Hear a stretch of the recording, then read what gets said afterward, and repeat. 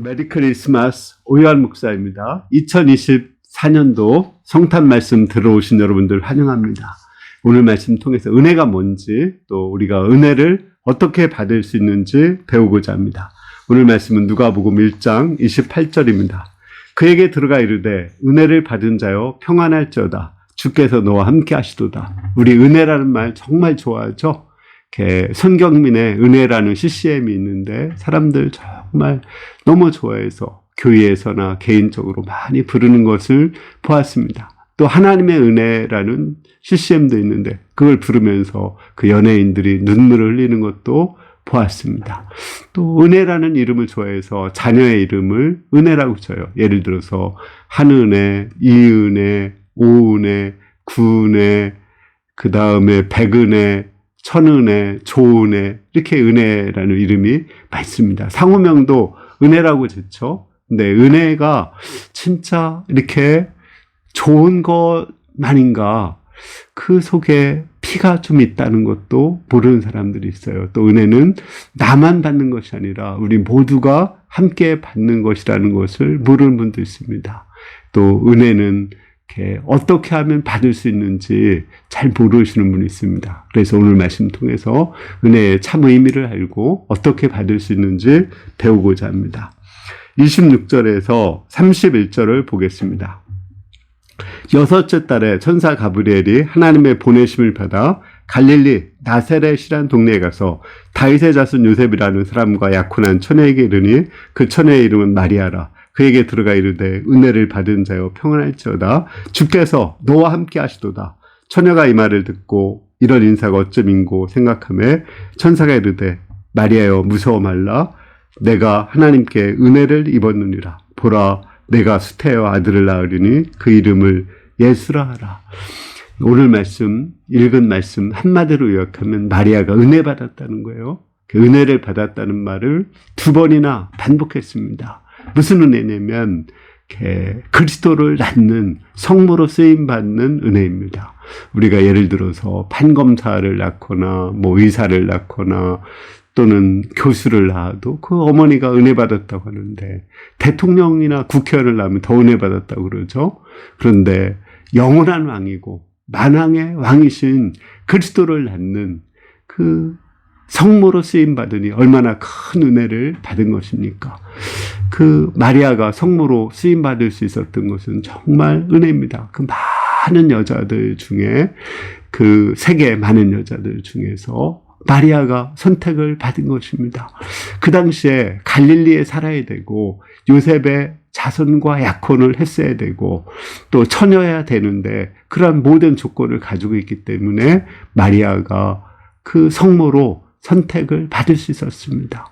그는 정말 여자 중에 복을 받은 것이고 만세의 복을 받은 것입니다.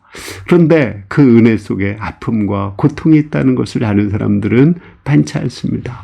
처녀가 잉태해야 되기 때문에 사람들로부터 이렇게 손가락질을 당해야 됐습니다.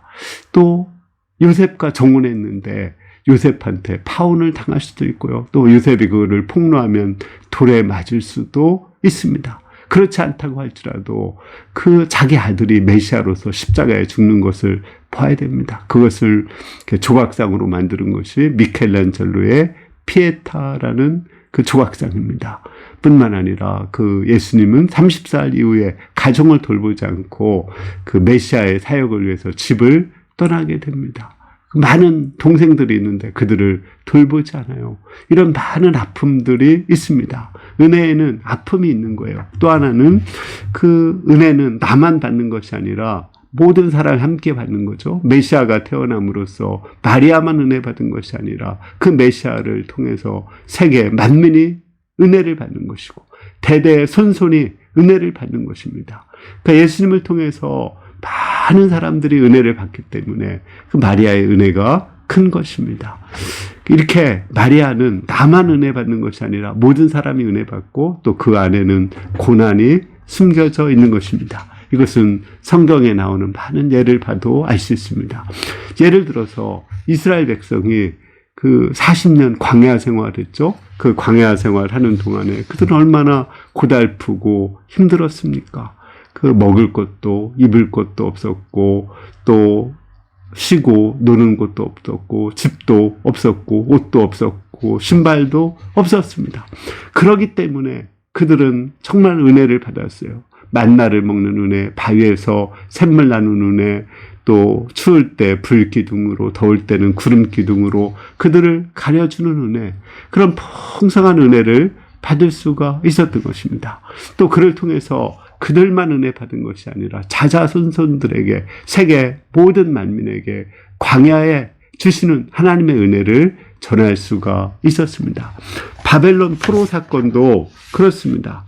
그 바벨론 포로를 통해서 그들은 얼마나 많은 은혜를 받았습니까? 바벨론 포로를 통해서 그들은 우상 숭배가 없어졌고 하나님 나라에 대한 소망을 가지게 되었습니다. 뿐만 아니라 자발적으로 자원해서 하나님을 섬기게 되었고 구약성경 39권이 그때 형성이 되었습니다. 그러나 그때 얼마나 많은 사람들이 죽었는지 아십니까? 얼마나 많은 사람들이 노예로 시달렸는지 아십니까? 그런 많은 고통과 아픔이 있었던 것입니다. 우리나라도 또 전 세계적으로 코로나로 인해서 한 3년 동안 고통했습니다. 식사도 마음대로 할 수 없었고 또 가족들 누가 돌아가셔도 장례식도 결혼식도 마음대로 할 수가 없었습니다. 그곳에 갈 수도 없었어요. 그러나 코로나 기간을 통해서 우리는 하나님과 좀 더 친밀해졌고 온라인이 활성화되어서 유튜브도 저는 그때 강의를 하게 되었고 또 하나님 앞에서 제가 3시간 기도를 서원했지만 하지 못했었는데 그때서 3시간 하게 되었습니다. 또 그 코로나 통해서 우리는 성경을 더 많이 읽고 더 말씀을 가까이 하게 되었습니다. 신앙의 본질을 확립하게 되었습니다. 그러므로 이것이 은혜인 것입니다. 또 뿐만 아니라 우리 가운데 지금 아픈 사람들 많습니다. 그분들은 이것이 은혜라고 깨달아지지 않습니다. 그러나 그를 통해서 하나님과의 관계가 깊어지고 있고 또 우리 서로 간에 사랑을 나누고 있습니다. 그렇기 때문에 그것은 은혜인 것입니다. 마리아도 그 당시는 은혜를 깨닫지 못했어요. 사가랴가 얘기를 해줬을 때, 엘리사벳이 얘기를 해줬을 때 비로소 그것이 큰 은혜인 걸 깨달았습니다. 2000년이 지난 지금 마리아가 은혜 받았다는 것을 우리는 다 알기 때문에 누구나 마리아라는 이름을 짓고 싶어 합니다. 심지어 걔 이름에까지 메어리라고 짓지 않습니까? 이렇게 우리가 그 마리아라는 너무나 은혜 받은 것입니다. 우리도 현재 고통과 아픔이 있지만 그 속에 하나님의 은혜가 있다는 것을 생각하고 오히려 감사하고 기뻐할 수 있기를 기도합니다. 32절에서 33절을 보겠습니다. 그가 큰 자가 되고 지극히 높으신 이의 아들이라 일컬어 줄 것이요 주 하나님께서 그 조상 다윗의 왕위를 그에게 주시리니 영원히 야곱의 집을 왕으로 다스릴 것이며 그 나라가 무궁하리라. 우리는 하나님 나라 생각하면 어떻게 생각합니까? 분쟁도 없고 갈등도 없고 죄도 없고 풍요롭고 없고 가난하지 않고 질병도 없고 건강한 그런 행복만 있는 하나님 나라라고 생각하죠. 그런데 그 예수님을 통해서 다스리는 그 하나님 나라, 지상에서 하나님 나라는 그렇지 않습니다. 오늘 말씀에 보면 다윗의 왕위를 가지고 메시아가 온다고 했어요. 뿐만 아니라 야곱의 집을 다스린다고 했습니다. 다윗의 왕위가 어떤 것입니까? 다윗이 왕이 되기 전에 사울 왕의 시기심으로 인해서 그는 그 방랑 생활을 하고 또 동굴 속에 살고 많은 고통 속에 살았습니다.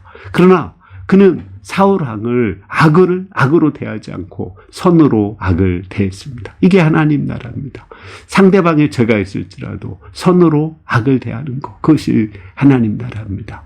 또 왕이 된 후에도 그 자신의 간음과 살인죄로 인해서 아들이 반역하고 또 아버지를 죽이고자 했어요. 그러나 그 아들을 죽이고자 하지 않고 도망가고 또 아들을 사랑하고 끝까지 감당했습니다. 이렇게 내 죄로 있을 때 다른 사람이 나를 고통스럽게 할지라도 그를 잘 감당하는 것입니다. 심의가 그를 저주해도 그것을 하나님의 저주로, 하나님의 심판으로 생각하고 잘 받고 참고 견뎠습니다. 하나님 나라는 죄가 없는 것이 아니에요. 내 죄도 있고 다른 사람의 죄도 있습니다. 그러나 그것을 선으로 극복하고 하나님의 훈련으로 감당하는 것입니다. 뿐만 아니라 야곱의 집에 왕노릇한다고 했어요. 야곱의 집이 어떻습니까? 그 12 아들. 정말 그 세상에서도 그런 일이 없을 것입니다. 루벤은 그 서목 비라하고 잠을 잤고, 시몬과 레위는 그 하나님을 믿으라고 할례를 하라고 해놓고 다 죽여버렸어요. 그 다음에 유다는 창녀집에 들어갔는데 며느리하고 잠을 잤어요. 나머지 동생들은 요셉을 인신매매해서 팔아버렸습니다. 이거는 세상에서도 없는 죄예요. 그렇지만 그들이 하나님을 믿었을 때 변화되고 새 사람이 되었습니다. 이를 볼 때 하나님 나라는 정말 좋고 아름답지만 지상에서 하나님 나라는 내 죄도 있고 다른 사람의 죄도 있습니다. 그러나 그것을 선으로 극복하고 하나님의 섭리와 훈련으로 극복하는 것입니다. 그리고 회개하고 점차 변화되어 가는 것, 그것이 하나님 나라입니다. 우리의 가정, 우리의 교회가 완전하지 않습니다. 죄인들의 모임입니다. 어떻게 보면 세상 사람들보다 더 못한 사람들의 모임일 수도 있습니다. 왜냐하면 세상에 살기가 힘들어서 교회로 보였으니까 나 자신을 봐도 나도 죄도 많고 다른 사람들도 죄도 많습니다. 그러나 우리가 그 죄를 죄로 싸우지 않고 선으로 악을 이기고 또 회개하고 변화되고 또 하나님의 훈련으로 생각하고 점차 우리가 변화되기 때문에 하나님 나라는 소망이 있고 우리의 가정, 우리의 교회는 소망이 있는 것입니다. 34절에서 38절을 보시겠습니다. 마리아가 천사에게 말하되 나는 남자를 알지 못하니 어찌 이런 일이 있으리까. 천사가 대답하이르되 성령이 내게 임하시고 지극히 높으신 이의 능력이 너를 덮으리니 이러므로 나실 바 거룩한 이는 하나님의 아들이라 일컬어지리라. 보라 내 친족 엘리사벳도 늙어서 아들을 배웠느니라. 본래 임신하지 못한다고 알려진 이가 이미 6달이 되었나니 대저 하나님의 모든 말씀은 능하지 못하심이 없느니라. 마리아가 이르되 주의 여종이오니 말씀대로 내게 이루어질 다음에 천사가 떠나가니라. 여기 보면 이제 그 어떻게 해서 마리아가 처녀인데 그 메시아를 잉태할 수 있는 거 나와요. 그것은 하나님의 능치 못한 말씀으로 또 성령의 능력이 임할 때 그것이 가능해집니다. 다만 마리아는 그 하나님의 능력과 말씀을 믿고 주의 여종으로서 순종을 했습니다. 그 순종을 했을 때 믿음도 필요하지만 또 희생을 각오해야 됩니다. 마리아가 믿음과 희생을 각오하고 순종했을 때 하나님께서 마리아만 은혜 받은 게 아니죠. 아까도 얘기한 것지만 마리아를 통해서 많은 사람들이 은혜를 받았습니다. 이와 같이 하나님의 은혜에는 아픔이 있고 고통이 있어요. 그렇지만 그를 감당할 때 나도 은혜 받고 나를 통해서 주위에 많은 사람들이 은혜를 받게 됩니다. 우리가 만약에 마리아가 순종을 하지 않았다면 나 은혜 받기 싫어요 이렇게 했다면 어떻게 됐을까요? 하나님이 설득을 했겠죠. 그래도 안 되면 아마 다른 여자를 찾았을 것입니다. 우리가 하나님의 은혜로 찾아올 때 아멘하고 그 은혜를 받을 수 있기를 기도합니다. 결론적으로 우리가 오늘 말씀을 통해서 과연 은혜가 뭔가를 생각해 봤죠. 하나님의 은혜 속에는 피가 맺혀 있습니다. 예수님의 십자가에 피를 흘렸기 때문에 우리가 십자가의 피를 통해서 엄청난 은혜를 받게 됩니다. 피가 없이 어떻게 우리가 그 십자가의 은혜를 받을 수 있습니까? 그리고 하나님의 은혜는 나 하나만 받는 것이 아니죠. 예수님을 통해서 세계 만민이 또 역사 대대로 많은 사람들이 은혜를 받는 것입니다. 따라서 우리가 은혜를 감당하려면 아픔을 각오해야 돼요. 하나님을 믿어야 돼요. 하나님을 믿고 고난을 감당할 때 나만 복을 받는 것이 아니라 주위에 많은 사람들이 복을 받게 됩니다. 그리고 그 나를 통해서 이제 하나님께서 영광을 받아주십니다. 우리가 은혜를 받을 때 이 아픔을 감당해야 되겠습니다. 하나님을 믿어야 되겠습니다.